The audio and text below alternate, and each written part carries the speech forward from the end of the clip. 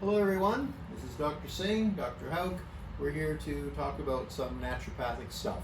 We're trying to do this every week. We hope that you enjoy these, give us some feedback.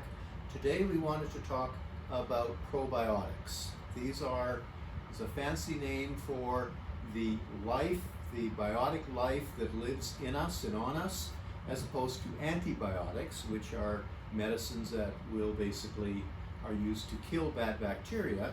But the interesting thing is that there are tremendous amounts of good bacteria that live in our body and even live on the surface of our body, and that they are symbiotic and that they are supportive. They actually, in our gut, will produce vitamins for us, break down toxins, they communicate to our immune system. There's just a tremendous amount of things that these creatures do.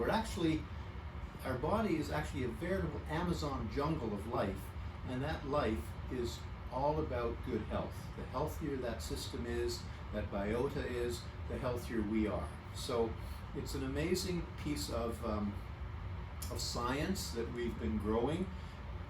Years ago, I used to say there's 400 species of bacteria that live in your gut. Now we're seeing 800 species, and I'm sure we haven't even touched the tip of the iceberg of all the creatures that are there.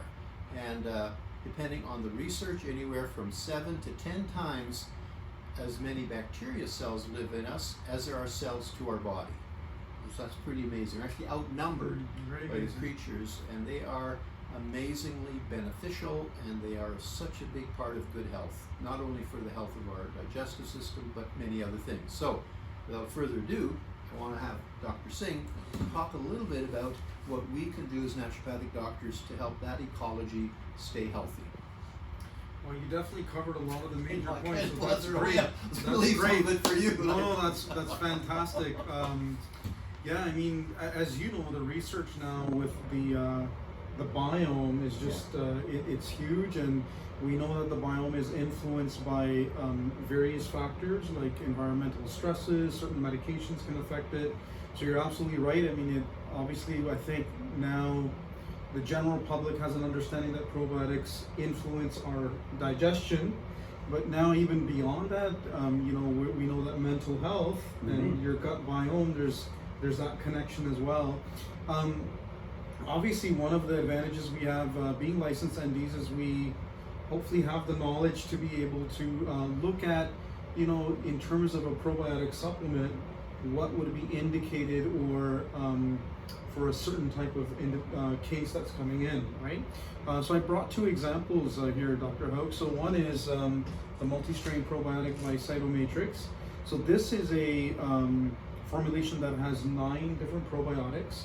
And we have to understand that not all probiotics have the same function, right?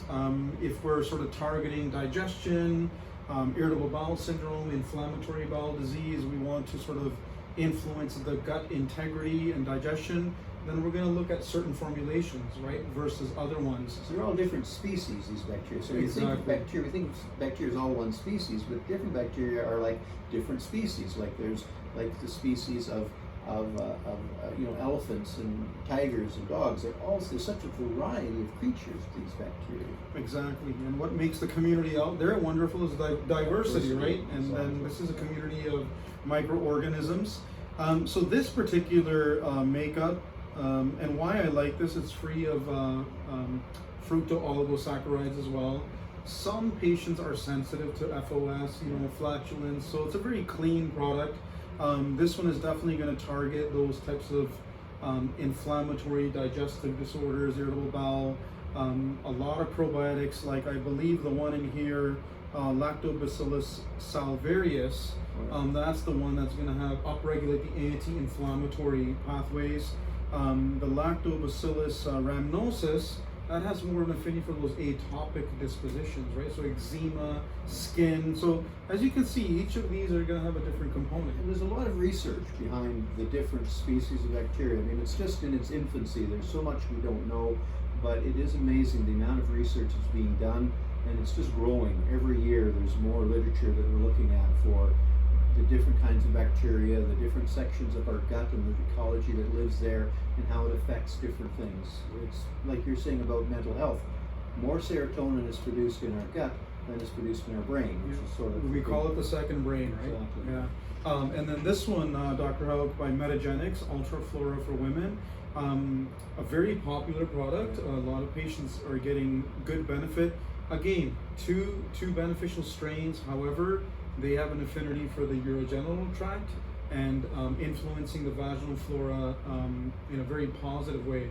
So for some of the women who are experiencing chronic yeast issues, chronic UTIs, and they've gone through, you know, rounds of, let's say, antibiotics, which have their place, of course, but that needs to be balanced out, right? So the terrain, if you will, we're always seeking to increase, if you will, the good bacteria in our system.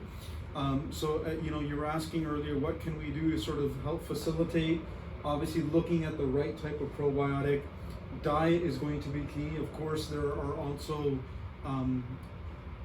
beverages and foods in our diet that can be conducive to good bacteria. There's a lot of research actually being done on what would be called prebiotics, which are special. You can even do as a supplement, which I think is maybe not the ideal way to do it unless a unique case, because most of the time we could be doing our things with the diet, make sure we're feeding those bacteria well, the right kind of fiber, the right kind of, and unfortunately some of our, you know, white flour, you know, white foods that are maybe not as nutrient dense aren't good for the bacteria in our system either. So, Absolutely. so it's an interesting thing. Not only are we feeding ourselves, we're feeding the ecology in our system by eating right.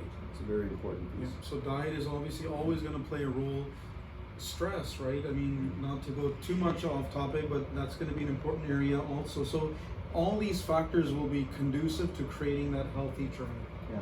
So I hope that makes a little sense to you guys. It's just a very basic introduction, but it's just an amazing thing to understand, to me, that we're such an we're part of all these other living things, and if we work together, it's amazing how much better our health is. So if we work on that, we can make a difference. If you have questions, please come and drop by the clinic, talk to our staff, or talk to your naturopathic doctor. So thank you again for listening. Bye, everyone.